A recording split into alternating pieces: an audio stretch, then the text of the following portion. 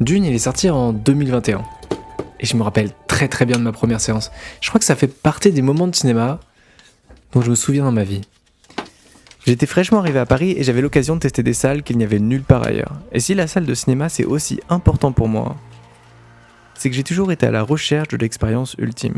C'est celle où le son et l'image te saisissent au point que le temps se distorde. Et waouh, je m'attendais pas du tout à cette claque monumentale. Le son, la photo, l'image, les VFX, la mise en scène, tout m'a fasciné, du premier au dernier plan. Et tu sais, c'est le genre de moment où quand tu sors, t'es déjà presque nostalgique du moment où tu pouvais le découvrir. Malgré tout ça, je trouvais ça dur de juger cette première partie en ayant uniquement connaissance de la moitié de l'histoire. Et à ce moment-là, j'avais pas regardé encore le Dune de David Lynch et au grand désarroi de mon père écrivain, j'avais pas lu les livres. Mais je pars toujours du principe que c'est une adaptation et que c'est à Denis Villeneuve de juger ce qu'il souhaite faire de l'œuvre.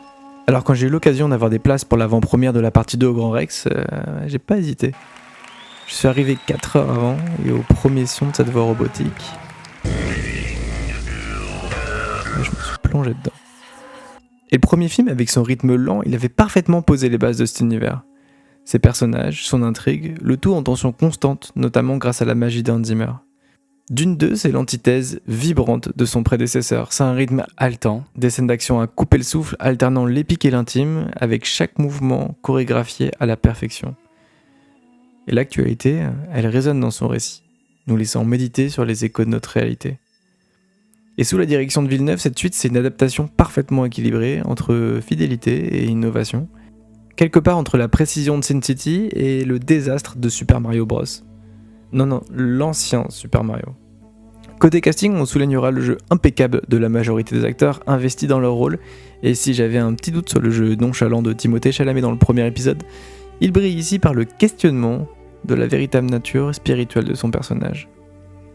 En tout cas, Dune, ça fait du bien à voir. Enfin, je veux dire physiquement du bien à voir. Et là, je parle pour vos pupilles. La patte de Villeneuve, elle y est bien présente, sublimée par l'univers de l'œuvre. Il s'amuse avec sa lumière, sa caméra et son incroyable travail sur le gigantisme, au point d'y développer une esthétique assez intemporelle, qui me questionne sur notre vision qu'on aura sur ce film à travers les années.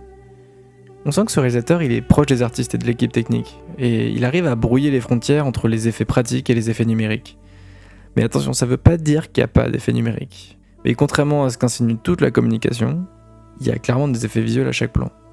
Et c'est pas en changeant les fonds verts par des fonds beiges que ça va changer. En tout cas, comme l'ensemble des œuvres de Villeneuve, c'est une expérience créée pour la salle et qui vous fera en aucun cas regretter le prix de votre billet de cinéma, avec ou sans réduction. À une époque où les blockbusters manquent souvent d'âme, faut souligner l'engagement du spectateur dans le récit. Pendant ces 2h40, on est emporté par un flot d'émotions, d'images, captivé sans jamais vraiment détourner le regard. Au risque d'entendre un voisin manger des pop-corn trop bruyamment et vous gâcher le plaisir de découvrir cette œuvre pour la première fois. Avec ce second opus, Dune il se positionne déjà comme une saga essentielle de science-fiction de ce début de siècle. Il éclipse celle qu'on aurait peut-être imaginée. Toutefois, le véritable test de sa grandeur s'annoncera avec le troisième film, en 2027.